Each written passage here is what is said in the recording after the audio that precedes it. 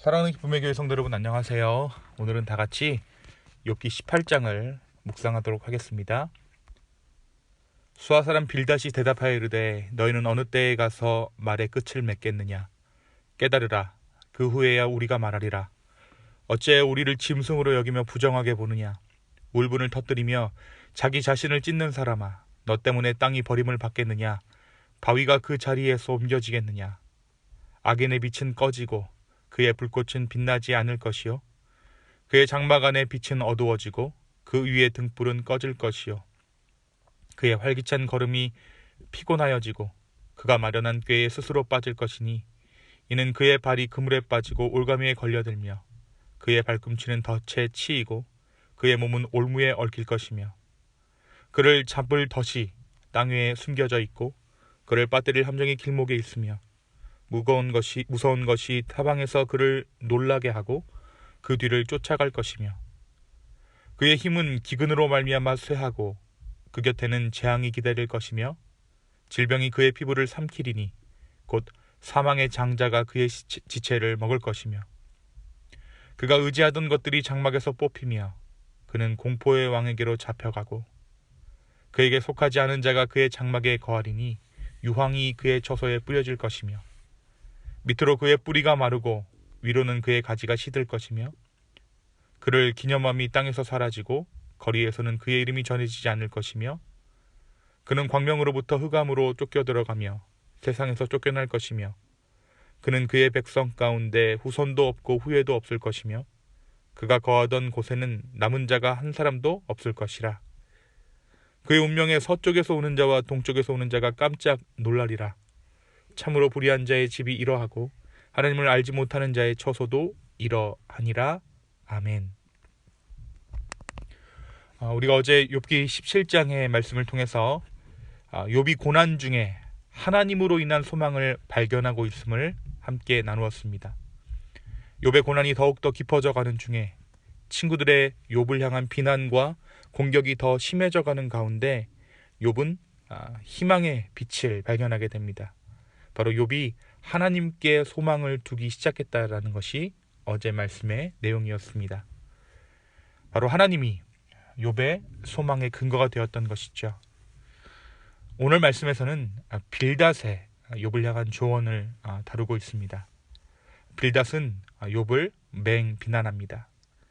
자신들의 조언을 조금도 듣지 않은 욥을 향하여서 이제는 좀 깨달으라고 촉구합니다. 빌닷은 도와주려고 하는 자신들을 욥은 마치 짐승처럼 여긴다라고 비난하고 있습니다. 그리고 그는 악인의 운명이 어떻다라는 것을 무섭게 표현하기 시작합니다. 욥을 협박하고 있는 것이죠. 욥을 향해서 불경건한 악인들이 불안할 수밖에 없는 삶에 대해 이야기합니다. 욥이 공포감을 갖도록 말하고 있는 것이죠. 악한 자는 광명에서 흑암으로 쫓겨나고 공포에 찬 삶을 맞게 될 것이라고 말하면서 빌닷은 욥을 몰아붙입니다. 5절에서 6절입니다. 악인의 빛은 꺼지고 그의 불꽃은 빛나지 않을 것이요, 그의 장막 안의 빛은 어두워지고 그 위의 등불은 꺼질 것이요. 어제 말씀에서 욥이 하나님으로 인한 소망을 발견했지만 오히려 빌닷은 자신의 조언을 빌미로 그나마 욥의 그 자그마한 소망의 빛을 꺼보려고 애를 쓰고 있습니다. 빌닷이 볼 때에 지금의 고집스러운 욥은 불경건한 악인 중 하나의 모습이기 때문입니다. 그런데 빌닷이 오늘 말씀에서 이렇게 말하는 근거가 있습니다. 그것은 지금까지 자기를 비롯해서 친구들이 전해주는 지혜로운 조언을 듣고 깨달아서 욥이 회개하지 않고 있기 때문입니다.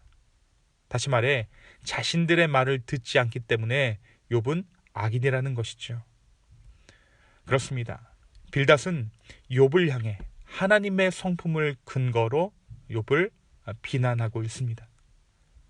하나님은 공의로운 분이시기에 회개치 않고 자신의 죄를 인정하지 않는 악인을 향해서는 자손 없이 망하게 하고 그 이름이 세상에서 사라지게 하실 것이며 그의 소식을 듣는 사람마다 두려움과 놀라움이 차게 하신다는 그 하나님의 성품을 근거로 욥을 정죄하고 있는 것이죠.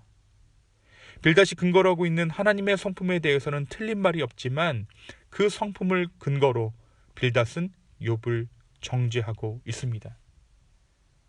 욥에게 윽박지르며 하나님을 공포스러운 존재로 만들어서 욥이 겁먹도록 하는 것, 그것이 빌닷이 욥에게 조언하는 방법이었습니다. 사랑하는 성도 여러분, 오늘 말씀 욥기 18장은 우리에게 무엇을 말해주고 있을까요? 먼저 오늘 말씀은 소위 하나님의 뜻이 나는 명분 아래에서 자신의 뜻과 자신의 말을 하려는 사람들의 모습을 발견하게 합니다. 하나님의 뜻이라고 말하지만 결국 자기의 뜻을 말하고 있는 인간의 모습이 바로 빌닷을 통해 드러나고 있는 것입니다. 하나님의 권위를 자기 뜻을 위해 남용하는 인간의 이기적인 모습이 바로 우리의 모습일 수 있다라는 것이죠. 결과적으로 하나님은 하나님의 말씀을 우리에게 주실 때에 다른 사람을 공격하기 위한 목적으로 주시지 않았음을 우리는 기억해야 합니다. 예수님께서 바리새인들과 종교 지도자들을 꾸짖으셨던 이유도 그들이 하나님의 어떠하심을 무기 삼아 자신들의 권력을 도모했기 때문입니다. 사랑하는 성도 여러분, 말씀이란 결국 나를 돌아보고 나를 재련하는 데 그 목적이 있습니다. 또한 말씀이란 다른 사람을 세워주고 다른 사람을 사랑하는 데 목적이 있습니다. 오늘 이 빌닷의 모습을 통해 혹여 우리의 삶 안에도 이러한 빌닷의 모습이 있지는 않은지 돌아보게 되기를 소망합니다. 우리의 연약함을 발견할 수 있게 되었으면 좋겠어요. 그리고 하나님의 권위를 나의 권위로 남용하는 것이 아니라 오히려 하나님의 사랑으로 다른 사람을 품어줄 수 있는 저와 여러분 되기를, 그래서 정말 하나님께서 우리에게 말씀을 주신 그 목적, 그 마음에 순종할 수 있는 저와 여러분 되기를 예수님의 이름으로 축원합니다. 두 번째, 오늘 말씀에서 하나님을 알지 못하는 사람이기에 그런 일을 당하게 되었다라고 말합니다.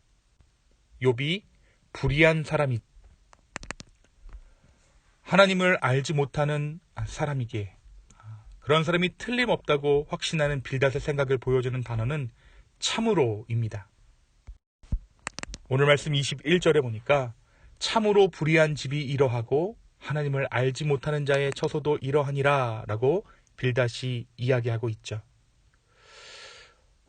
지금 빌닷은 확신하고 있는 것입니다. 욥은 하나님을 알지 못한다라고 그의 마음 가운데 확신을 두고 지금 욥을 공격하는 것이죠. 결국 빌닷의 신념이, 빌닷의 생각이 욥을 오히려 죽이고 있는 것입니다.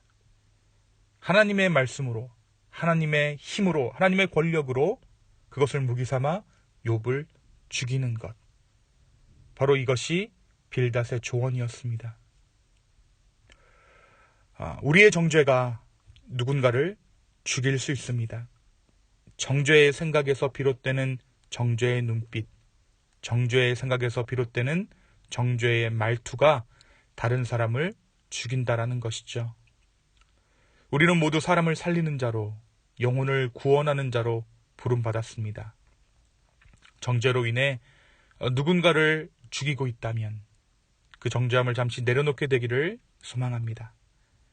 정죄함을 내려놓는 길은 우리가 먼저 죄인됨을 깨닫는 것입니다. 오늘 예수 그리스도의 십자가 앞에서 우리의 죄인됨을 먼저 깨달아 정죄함이 아닌 우리 모두가 하나님의 은혜가 필요한 자임을 깨닫게 되는 저와 여러분 되기를 예수님의 이름으로 축원합니다. 이 시간 함께 기도하시겠습니다.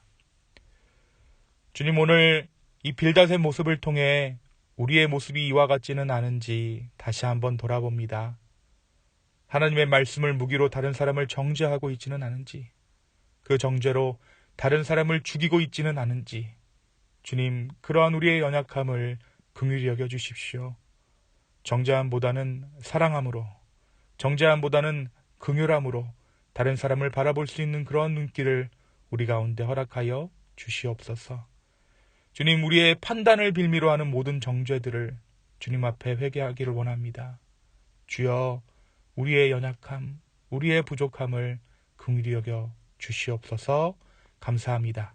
이 모든 말씀 살아계셔서 역사하시는 예수님의 이름으로 기도하였습니다. 아멘.